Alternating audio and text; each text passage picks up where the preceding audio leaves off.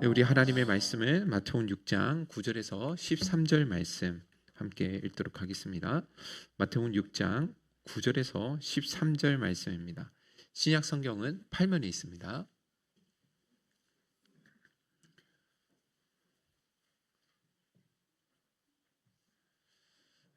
같이 한번 읽어보도록 하겠습니다. 9절부터 13절까지입니다. 시작.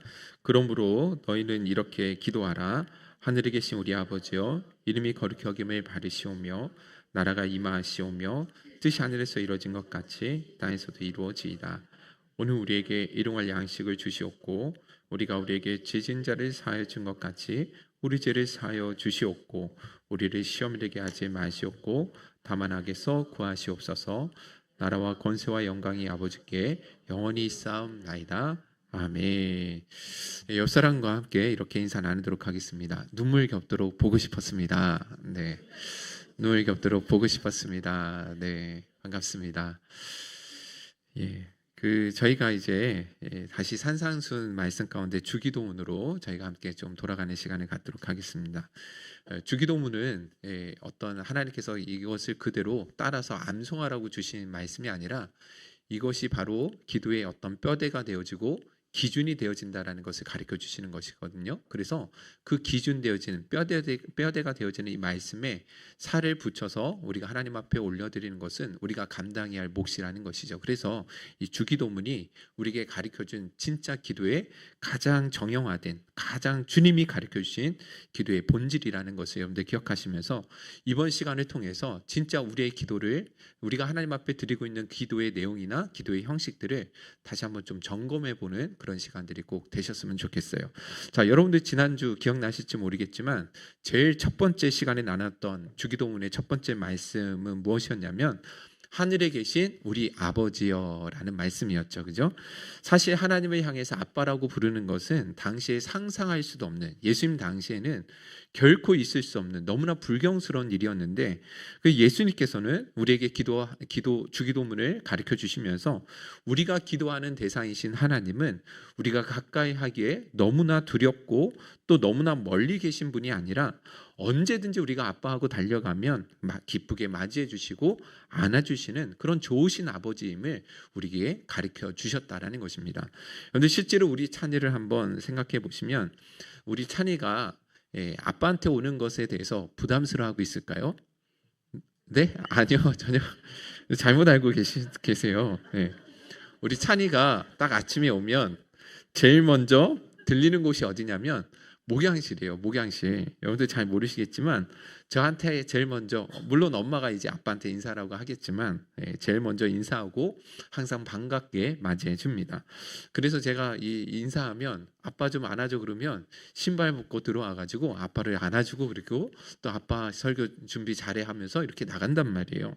그럼 저도 그런 찬이를 보면서 너무 힘이 나고 너무 기쁘다라는 것입니다.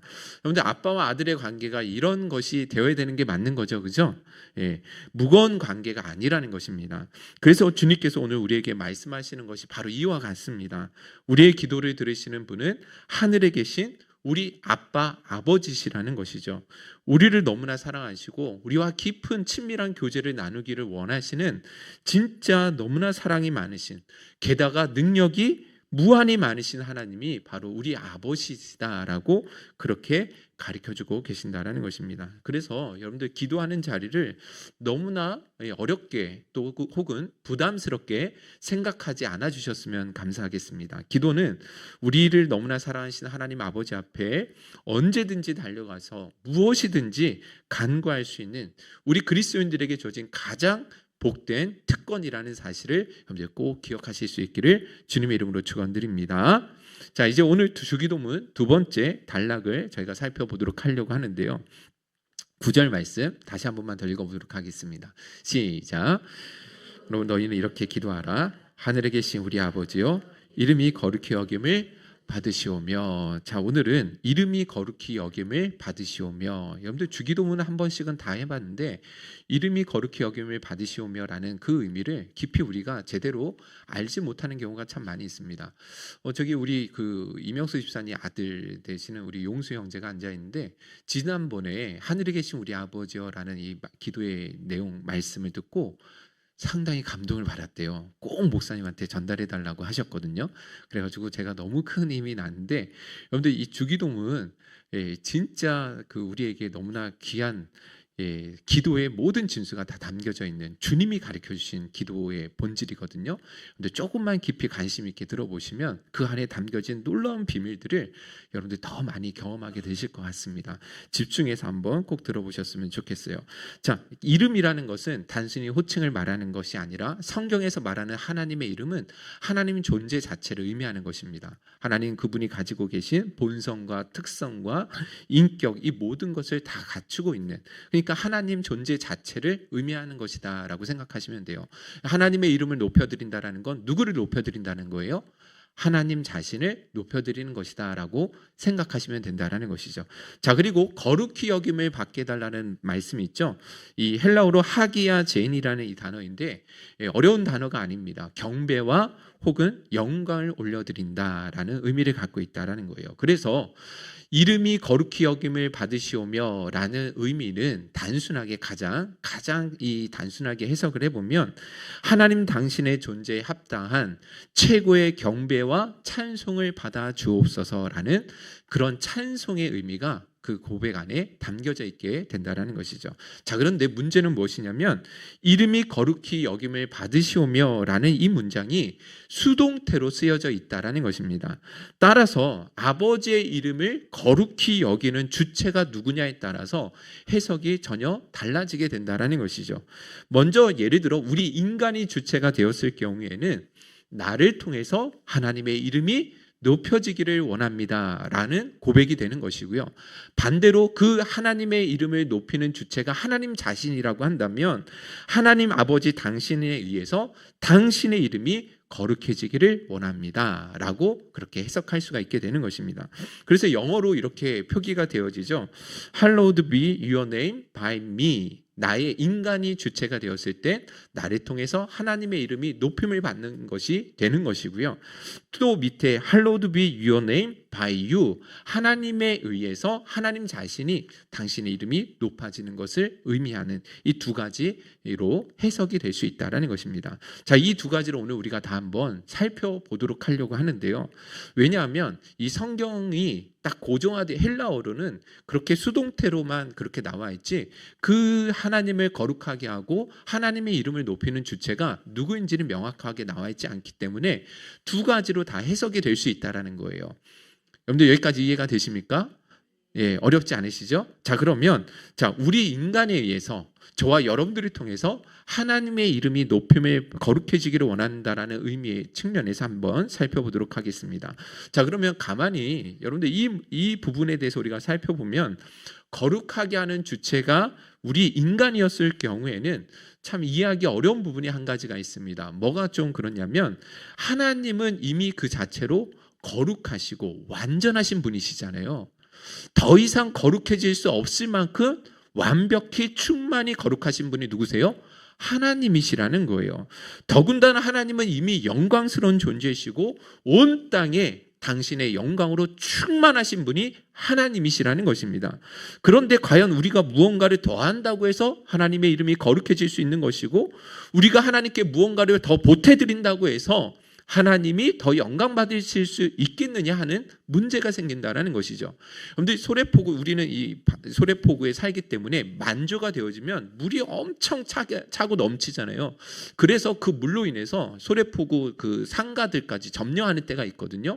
자, 그러면 여러분 보세요. 물이 만조가 돼서 그 바닷물이 만조가 돼서 풍성하게 채워질 때 제가 여기 이 물을 한 바가지 퍼가지고 그 바닷물에 붓는다고 한다면 그 물이 이 물로 인해서 더 풍만해지고 충만해질 수 있을까요? 없을까요?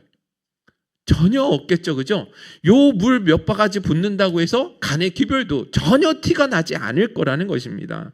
그러니까 여러분 우리가 하나님께 무언가를 더 보태드리고 무언가를 더 섬겨드린다고 해서 과연 하나님의 이름이 더 거룩해질 수 있고 혹은 하나님의 이름이 더 영광을 받으실 수 있겠느냐? 그럴 수 있다라는 것입니다. 어떻게 가능한가? 이것이 진짜 중요한 포인트인데요. 여러분들 이것을 제가 좀 여러분들 쉽게 이해하실 수 있도록 한 가지 예를 들어보도록 할게요. 잘 들어보세요. 여러분들 우물 뭔지 아시죠? 우물을 길어 올리면 올릴수록 계속 뭐예요? 밑에서 물이 또 솟아오르는 거 아시죠? 그죠? 자, 여기 우물이 있다라고 한번 생각을 해보세요. 자, 이 물은 세상에서 가장 신선하고 가장 깨끗하고 가장 시원한 물입니다. 우물입니다. 더군다나 이 우물은 그 자체로 물이 계속해서 공급되어지니까 끊어지는 법이 없다라는 것입니다. 아무리 퍼내도 계속해서 신선하고 가장 깨끗하고 가장 시원한 물이 그렇게 계속 공급되고 있다라는 것입니다. 자, 그러면 절대로 그런 일이 없겠지만 만약에라도 이 우물이 인격을 가지고 있는 존재가 되었다고 한다면 과연 우리가 어떻게 하면 이 우물을 거룩히 할 수 있고 이 우물에게 영광을 올려드릴 수 있을까요? 어떻게 하면 할 수 있을까요? 다시 한번 말씀드릴게요. 예입니다. 가장 시원하고 가장 깨끗해요. 세상에서. 그리고 가장 또 이게 맑은 물인데 이 물을 어떻게 하면 우리 인간이 영광을 올려드릴 수 있을까? 어떤 방법으로 가능할 것 같아요? 아주 성능이 좋은 코웨이 정수기에 가장 깨끗한 물을 담아다가 이 물을 부어주면서 내가 너한테 계속해서 정수기 물을 붓고 있으니 너는 더 좋아질 거야 라고 이야기할 수 있어요? 없어요? 없죠. 그렇게 되면 어떻게 돼요? 이 물은 이미 그 자체로 더러워질 수밖에 없는 거잖아요. 이 우물 자체가 세상에서 가장 깨끗하고 가장 시원한 물인데 다른 어떤 물을 담으면 담을수록 그 물은 더 더러워질 뿐이라는 거예요. 그러면 어떻게 이 물을 우리가 영광을 올려드릴 수 있는가? 아까 답이 나왔죠? 뭐 하면 되는 거예요? 그렇죠. 마시면 되는 거예요. 떠서 마시면 됩니다. 어떻게 해요? 이 물을 마시면서 감격하는 마음으로 마시는 거죠. 우와, 시원하다. 이야, 어떻게 이 세상에 이런 우물이 있을 수 있지? 야, 이 물은 그냥 우리의 목마름만 뿐만 아니라 진짜 마음까지도 시원케 해주는 진짜 좋은 우물이네? 그러면서 더 나아가서 여러분 한번 빨리 와보세요. 이 우물 진짜 대박이에요. 세상에 어떻게 진짜 둘도 없는 너무 시원하고 너무나 깨끗한 우물입니다. 제가 보장합니다. 제가 마셔봐서 아는데요. 진짜 이 우물을 마시면 반드시 당신이 회복되어지고 치유가 될 수 있을 거예요. 라고 그렇게 자신 있게 뭐 하는 거예요? 자랑하고 전하는 것. 그것이 뭐 하는 거예요? 이 우물을 뭐 하게 하는 거예요? 그렇죠. 가장 영광스럽게 만들게 된다라는 것입니다. 자, 보세요. 하나님의 이름을 거룩히 여긴다라는 것, 하나님께 영광을 돌린다라는 것이 바로 이와 같은 의미에서 해석될 수 있다라는 것이죠. 여러분, 우리가 하나님께 영광을 올려드린다라는 것은 하나님께서 이미 우리에게 행하신 그 은혜와 사랑을 마음껏 즐기고 누리는 거예요. 야, 하나님의 은혜가 이렇게 좋은 거구나. 하나님의 은혜가 이렇게 다함이 없고 측량할 수 없는 진짜 무궁무진한 은혜구나 라고 그렇게 우리가 마음껏 즐기는 거예요. 더 나아가서 내가 누린 그 은혜와 사랑을 뭐 하는 거예요? 사람들을 만나는 사람들마다 여러분들 와서 여러분도 한번 경험해 보세요. 하나님의 은혜가 얼마나 좋은지요 하면서 그렇게 뭐 하는 거예요? 자랑하고 전하는 것. 누가 가장 영광 받으시겠어요? 하나님이 가장 영광 받으시게 된다는 것입니다. 여러분들 최근에 지난주입니다. 우리 혜인이가 친구를 데려왔거든요. 친구를 데려왔는데 근데 혜인이가 뭐라고 이야기를 하냐면 얘들아 우리 아빠야 행복생교회 목사님 그렇게 이야기를 하더라고요. 여러분들 제가 저를 아빠라고 당당하게 소개를 하더라고요. 우리 혜인이가. 제가 누구한테 말은 못했지만 속으로는 너무너무 기분이 좋았어요. 왜 그런지 아십니까? 한 번도 우리 혜인이가, 우리 아들은 더더욱 그렇지만 저기서 만약에 그 길을 가다가 아빠를 마주치면 빨리 도망가요. 못 본 척. 우리 겸이가 같이 가는 거를 별로 그렇게 좋아하진 않는데, 자, 우리 혜인이도 그렇게 저를 이렇게 막 달궈하잖아요. 같이 가려고 그러면 막 쏜살같이 먼저 가요. 그런데 남들 앞에 섰을 때, 친구들 앞에서 저를 우리 아빠라고 소개했을 때 속으로 진짜 좋았거든요. 예. 아빠인 저를 누구한테 그렇게 자신 있게 드러낼 수 있다라는 건 뭐 한다라는 거예요. 아빠를 자랑스러워한다는 거잖아요. 여러분 그런 측면에서 우리 하나님 아버지의 마음도 동일하지 않을까 생각되어집니다. 우리가 하나님을 인해서 가장 만족해하고 그 하나님을 막 사람들한테 자랑하고 싶어서 우리 하나님이 어떤 분이신지 알아? 너무 좋은 분이셔. 하나님의 사랑이 얼마나 큰지 알아? 너가 경험해 봐야 되는데 너도 한번 신앙생활 해봤으면 좋겠다 라고 이야기할 때 누가 가장 영광 받으시겠냐라는 거예요. 우리 하나님이 가장 영광 받지 않으시겠냐라는 것입니다.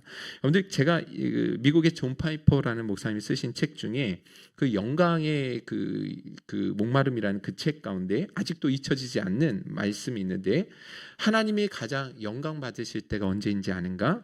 우리가 하나님으로 인하여 가장 만족해할 때 하나님이 가장 영광 받으신다라고 그렇게 기록되어 있습니다. 너무나 정확한 통찰이 아니지 않습니까? 여러분 우리가 하나님을 찬양하면서 또 예배하면서 기도하는 가운데 내가 자랑하고 의지할 분은 오직 하나님밖에 없습니다. 하나님만이 나의 유일한 소망이고 유일한 자랑이고 유일한 안식처입니다 라고 그렇게 고백할 때 그때 누가 가장 기뻐 영광 받으시느냐? 하나님이 가장 기뻐 영광 받으신다라는 것입니다. 할렐루야. 아멘이시죠? 그래서 우리가 주기도문을 통해서 기도할 때 아버지여 당신의 이름이 거룩히 여김을 받으시옵소서라고 기도하는 것은 곧 하나님 외에는 나의 만족이 없습니다. 하나님 외에는 나의 기쁨이 없고 나의 자랑이 없습니다. 주님만 영광 받아 주옵소서라고 기도하는 것과 동일한 의미를 담고 있다라는 것입니다. 할렐루야. 아멘이시죠? 저는 그런 측면에서 이 찬양이 어렸을 때부터 너무너무 좋았어요. 저도 좋았지만 우리 주님도 기뻐하셨을 것이다 라고 생각하는 것이, 제가 고등학교 때 이 찬양을 경험했는데 이런 찬양이거든요. 가사를 한번 주께 맡긴이라는 찬양인데 한번 띄워주시겠습니까? 네.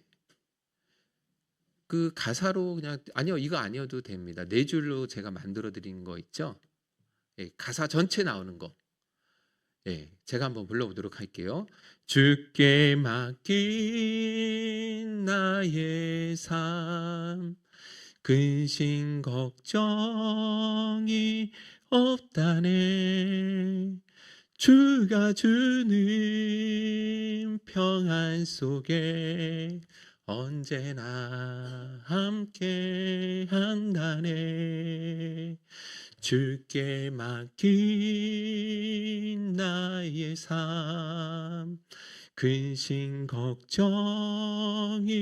없다네. 주가 주는 평안 속에 언제나 함께 한다네. 그 친밀한 손길은 낮엔 구름으로 인도하시고 밤엔 불기둥으로 지키셨네. 주께 맡긴 나의 삶. 뭐 이런 찬양이거든요. 제가 고등학교 때 만났던, 처음 접했던 찬양인데 최니혁 씨의 찬양이거든요. 3집에 나오는. 너무너무 좋은 거예요.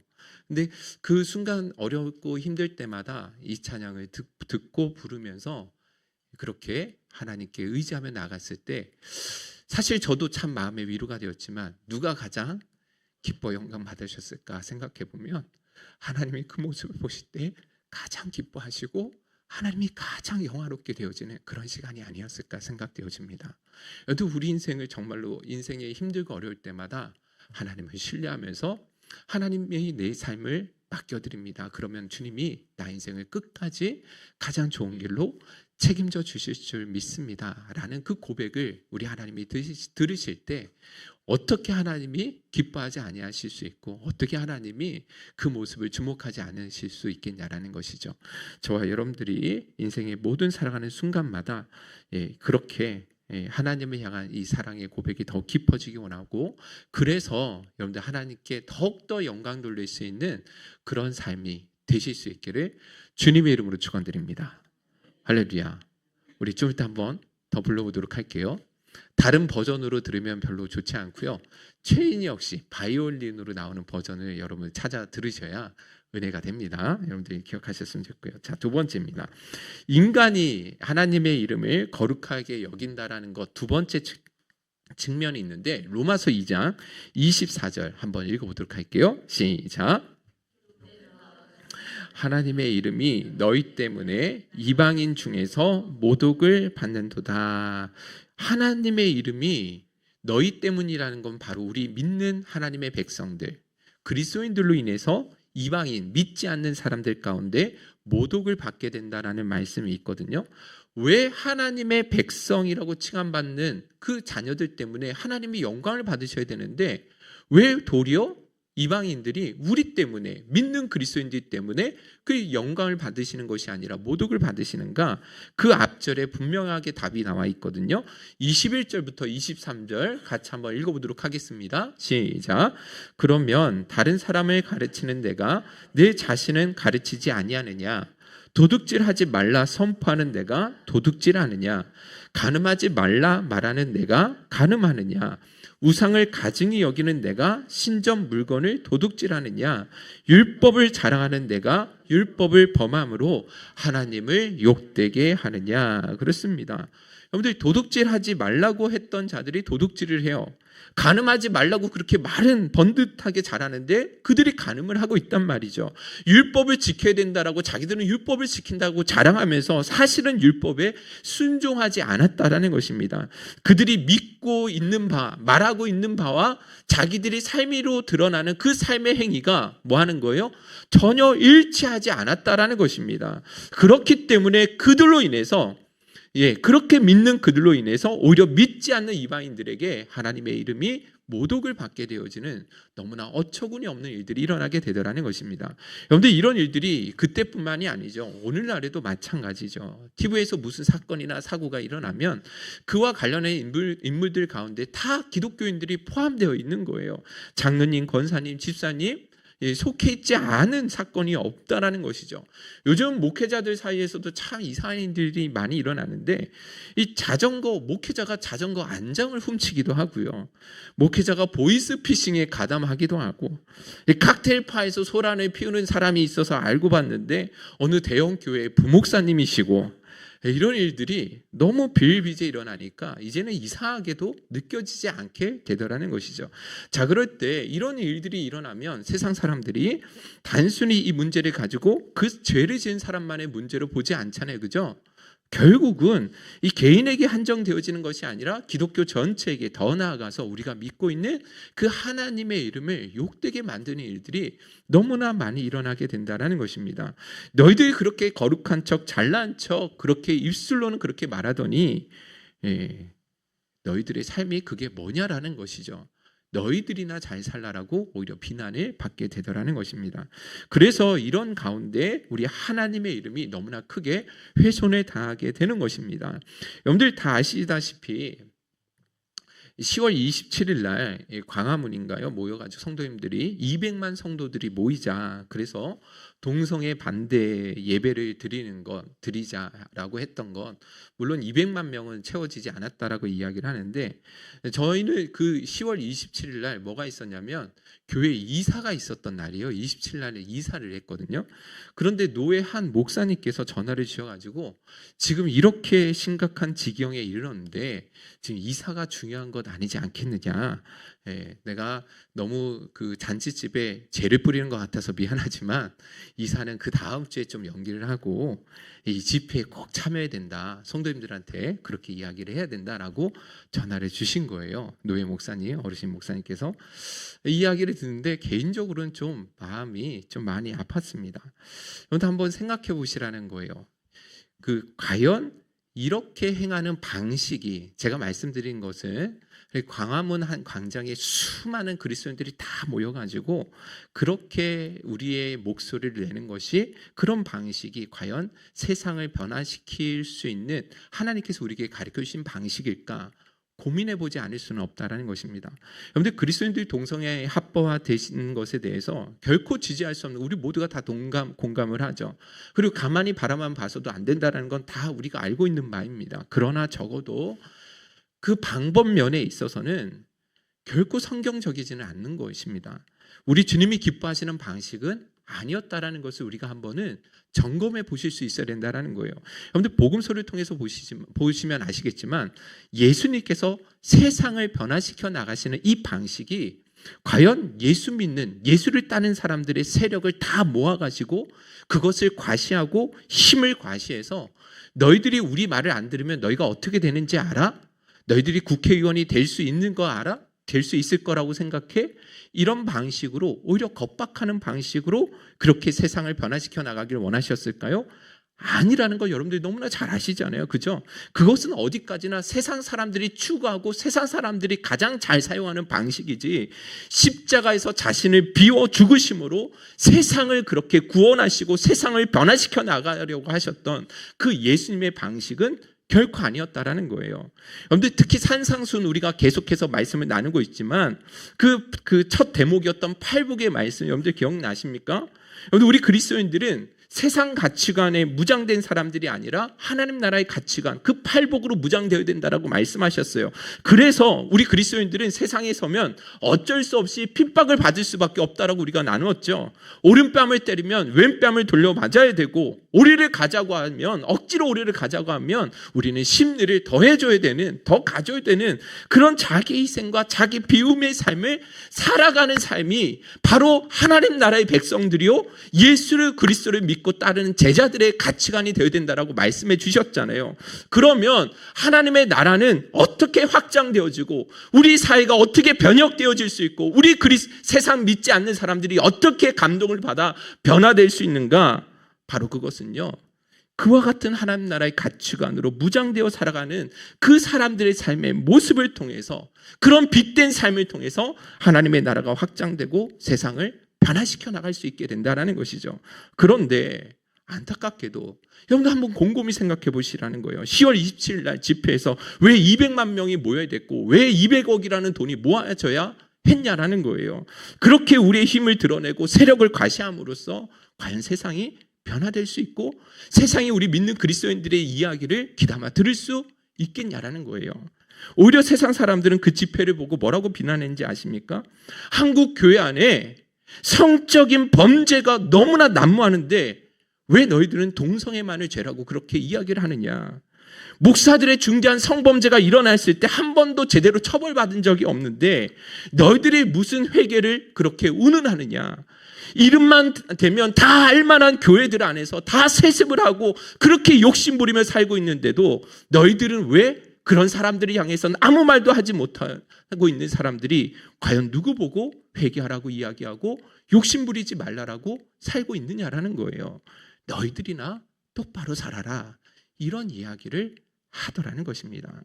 우리 그리스도인들이요, 그리스도인답게 살지 못하면 결국 하나님의 이름이, 진짜 그리스도인이 향기 나는 삶, 예수 믿는 사람이 뜨뜻미지근한 삶이 아니고요, 진짜 이 사람이 가면 예수 향기가 나아지는. 여러분들 제가 우리 빛 때문에 우리 영상도 제가 한번 보여드리지 않았습니까? 여러분들 그 빛은, 등불은 어디에다 놔둬요? 등경 위에 두는 거예요? 등경 아래 두는 거예요? 등경 위에 둬야 되는 거잖아요. 그런데 믿는 사람들이 자기가 그리스도인 되어지는 것을 부끄럽게 여기면서 그것에 당당하게 드러내지 못하고 그렇게 뜨뜻미지근한 신앙생활을 하고 있기 때문에 뭐 하는 거예요? 오히려 하나님의 이름이 믿는 우리들 때문에 그 하나님의 이름과 영광이 오히려 훼손되어지는 일들이 일어나게 되더라는 것입니다. 더군다나 여러분, 우리 그리스도인들이 이 땅에서 바른 삶을 살아가는 것을 보여주지 못하면 이 마귀들이요, 하나님을 모독한다라고 기록되어져 있어요. 그런데 다윗 아시죠, 그죠? 다윗이 밧세바의 아내를 범하고 그 남편이었던 우리야, 이 다윗의 아주 충신이었는데 그 우리아를 그 자기가 범한 것을 숨기기 위해서 우리아를 전장에 보내가지고 죽이게 만들잖아요. 자, 그랬을 때 선지자 나단이 다윗의 죄를 책망하면서 뭐라고 이야기하냐면, 사무엘하 12장 14절 읽어보겠습니다. 시작. 이 일로 말미암아 여호와의 원수가 크게 비방할 거리를 얻게 하였으니 당신은 나이가 반드시 죽으리이다 하고, 보시면 누가 여호와를 크게 비방하게 되었다라는 거예요? 여호와의 원수 누구죠? 사단이죠. 어둠의 세력들이죠. 뭐라고? 이 사단은 정죄의 영이거든요. 근데 하나님을 향해서도 아이고 좋으시겠습니다. 하나님이 당신이 그렇게 사랑하시는, 당신이 택하셔서 세우신 이 다윗도 어쩔 수가 없는구만요 하면서 아이고, 그러면서 하나님을 향해 뭐 했다고요? 비방하는 일들이 일어나게 되더라는 것이죠. 그런데 이것이 얼마나 화가 나냐라는 것입니다. 우리 믿는 그리스도인들이 그 이름에 합당하게 살지 못하고 욕심 부리고 온갖 탐욕과 방탕과 게으름에 빠져 있을 때 믿지 않는 세상 사람들도 우리를 향해서 그렇게 또 하나님을 향해서 모욕하지만 영적인 세계 안에서도 하나님의 이름이 너무나 모독을 받게 되어지는 일들이 일어날 수밖에 없다라는 것이죠. 그래서 여러분들 오늘 주기도문에 기록된 아버지여 당신의 이름이 거룩히 여김을 받으시옵소서라는 이 기도는 소극적으로는요, 나의 삶과 행실을 통해서 아버지의 이름이 훼손되어지는 것을 두렵게 하여 주옵소서. 내가 세상 가운데 그리스도인답게 살지 못하는 삶에 대하여 정말로 두려워할 수 있게 하여 주옵소서라는 그런 마음이 담긴 기도입니다. 또한 더 나아가서 적극적으로는 하나님, 나의 이 선한 행실, 내가 부족하고 연약하지만 그래도 하나님의 말씀대로 살기 위한 이렇게 노력하는 이 선한 행실을 통해서 하나님 아버지께 영광을 돌릴 수 있는, 작은 부분이라도 하나님을 기쁘시게 해드릴 수 있는 삶이 되게 하여 주옵소서라는 그 내용이 담겨진 기도 내용이라는 것이죠. 할렐루야. 여러분들, 세상 사람들이 우리 그리스도인들에게 요구하는 건 다른 것이 아닙니다. 우리 그리스도인들을 향한 저들의 비난과 조소 안에는 제발 좀 너희들이 세상과 좀 다른 삶을 보여줄 수 없겠느냐라는 그런 애절한 마음이 담겨져 있는 거예요. 우리가 너희 말을 믿을 수 있는 무언가 남다른 삶을 좀 보여줄 수 없느냐라는 그런 부르짖음이 그 안에 담겨져 있는 것이 아니겠냐라는 것입니다.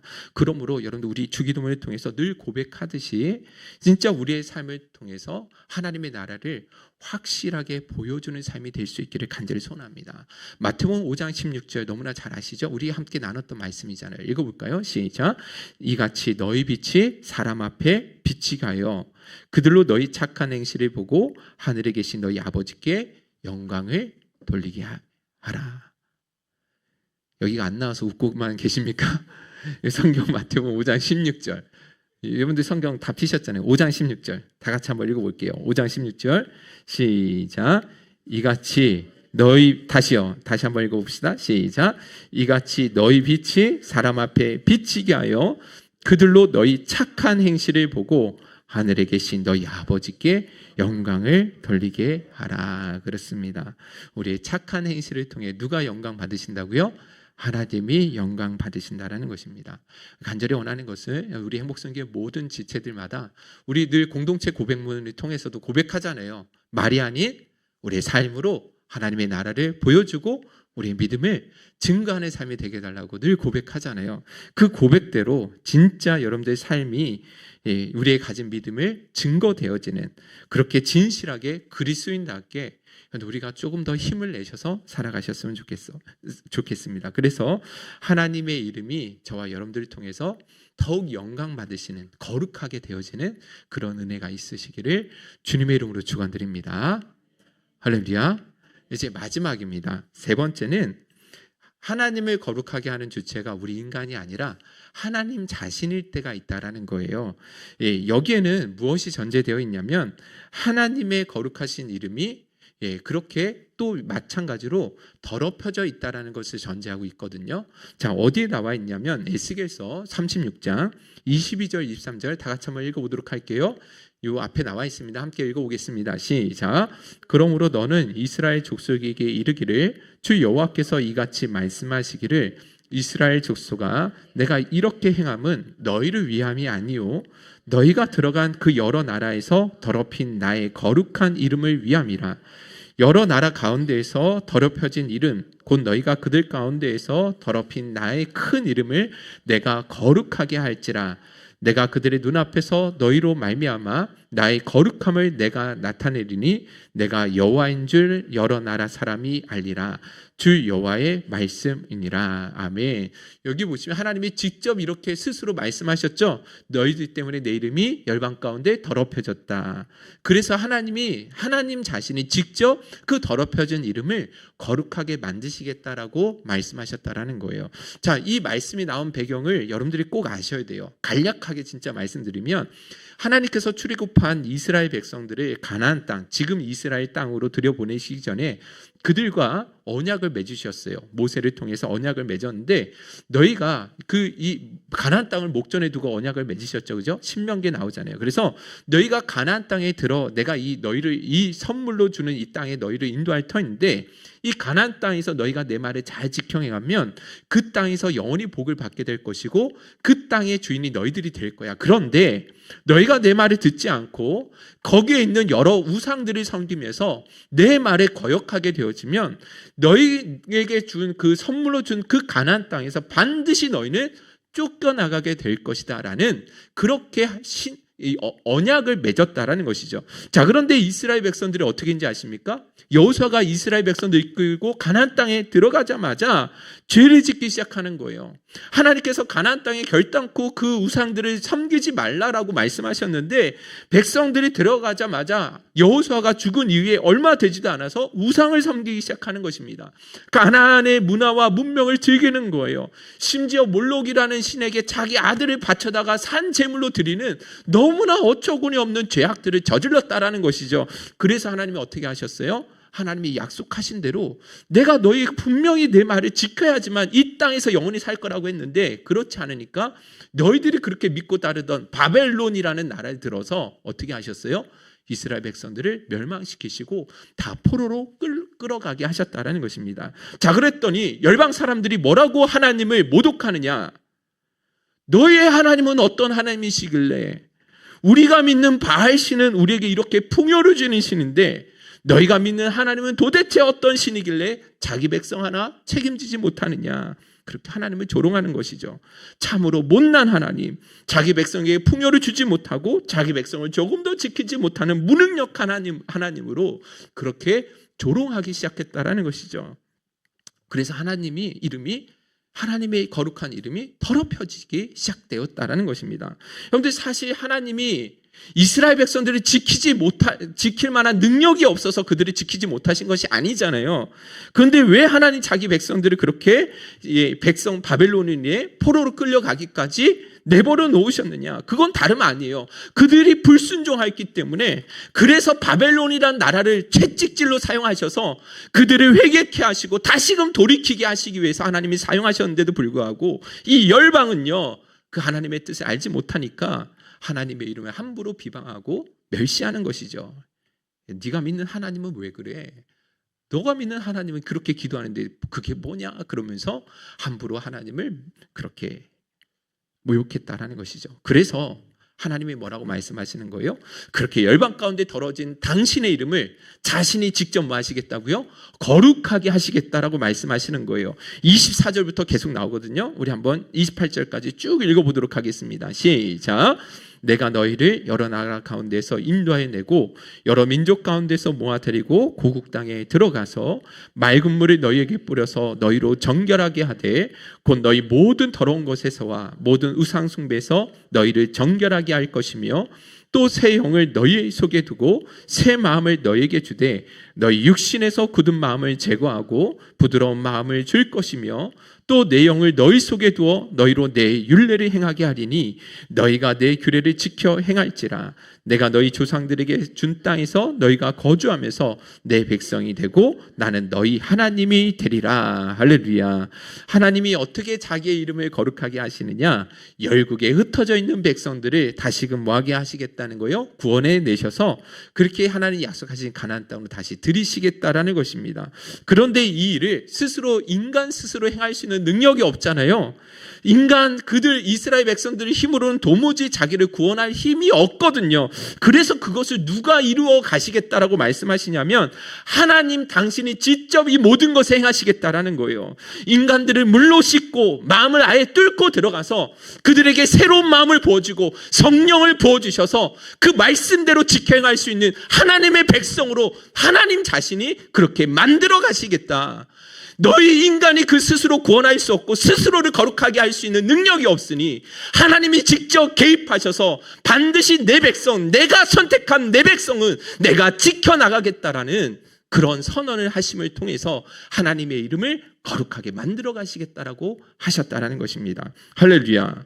그래서 여러분들 이름이 거룩히 여김을 받으시오며 라는 기도 안에는 우리 힘으로는 스스로 구원할 수 없고 스스로는 우리 힘으로는 이 거룩함을 지켜낼 수 없기 때문에 능력 많으신 우리 하나님께서 이런 구원을 주시도록 성령을 구하는 우리 안에 성령 하나님의 영을 부어주셔서 그렇게 우리의 거룩함을 온전히 이루어 주옵소서라는 그런 간절한 탄원이 이 기도 속에 담겨져 있게 된다는 것입니다. 할렐루야.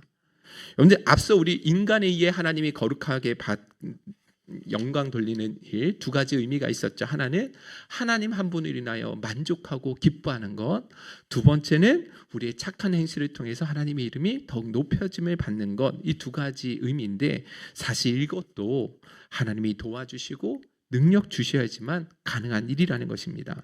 그런데 이것이 바로 주기도문을 통해서 가르쳐 주신 하나님 아버지의 이름을 친히 거룩하게 만들어 가시는 그런 방식임을 여러분들 꼭 기억하셨으면 좋겠습니다. 할렐루야. 결론을 이제 맺도록 하겠습니다. 찬양팀 앞으로 좀 나와주시고요.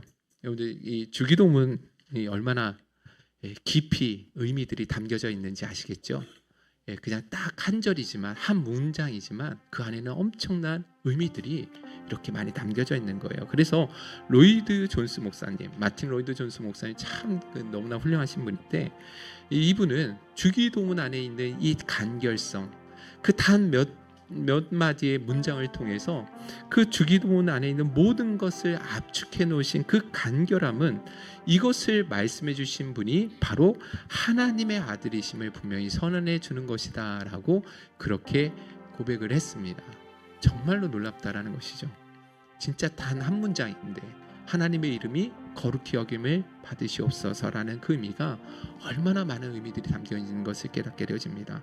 그런데 그래서 우리가 앞으로 기도할 때마다 형식적으로 여러분들 기도하지 마시고 하늘에 계신 우리 아버지여 이름이 거룩히 여김을 받으시오며 라고 할 때 그렇게 주문처럼 주문 외우듯이 아무 의미 없이 그냥 그렇게 암송하듯이 지나가지 마시고요. 그 안에 담겨지는 의미들을 정말로 깊이 담아서 하나님 아버지 내가 주님 안에 진정한 쉼을 누릴 수 있습니다. 하나님 내 삶을 통해 하나님의 이름이 더욱더 거룩히 여김을 받을 수 있는 은혜가 있었으면 좋겠습니다. 하나님 모든 일들은 내 힘으로 할 수 없으니 하나님이 은혜 주셔야지만 가능합니다. 하나님 나와 함께하여 주옵소서. 그래서 오직 하나님의 이름만이 거룩히 여김을 받으시옵소서라고 그렇게 진실한 고백을 들으실 수 있기를 주님의 이름으로 축원드립니다. 할렐루야.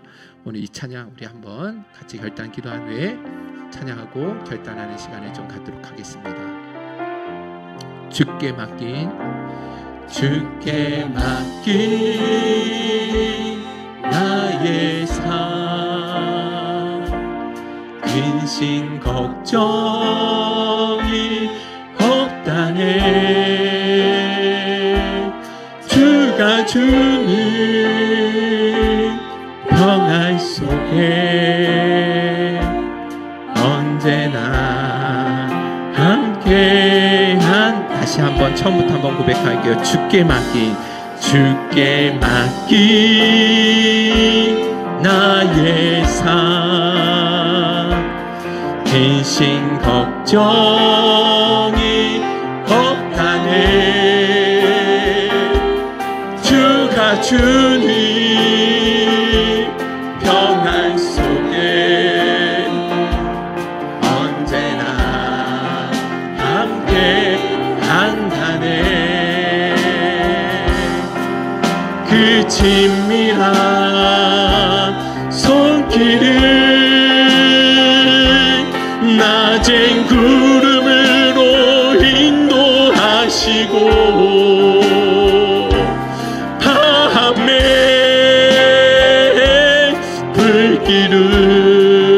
불기둥으로 지키셨네 주께 맡긴 날. 우리 처음부터 다시 한번 믿음으로 고백하며 나갑시다. 주께 맡긴 나의 삶, 근심 걱정이 없다네. 주가 주는 평안 속에 언제나 함께. 다시 한번 우리 마음을 담아서 주께 맡기, 주께 맡기 나의 삶, 근심 걱정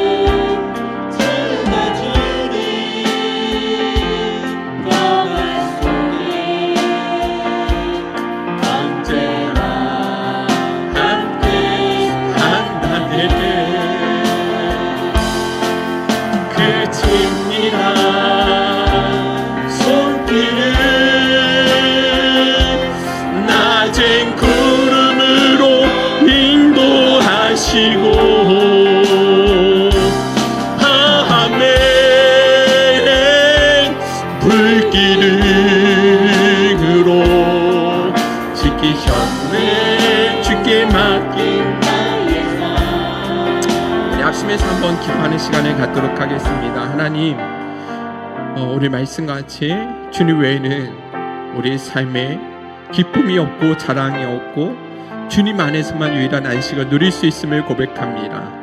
또한 우리의 착한 행실을 통해서 하나님의 이름이 조금이라도 더욱더 세상 가운데 드러날 수 있는 은혜가 있기를 간절히 원합니다. 또한 무엇보다 이 모든 일들은 우리의 힘으로 이루어질 수 있는 것이 아니라 오직 하나님의 은혜와 도우심으로만 가능한 줄로 믿사오니 하나님의 은혜와 능력으로 늘 충만하게 채워주옵소서. 오늘 이렇게 결단하는 마음으로 오직 내 삶을 통해서 주의 이름이 거룩하게 여김을 받는 삶이 되게 하여 주옵소서. 우리 주여 한번 부르신 후에 기도하며 나가도록 하겠습니다. 주여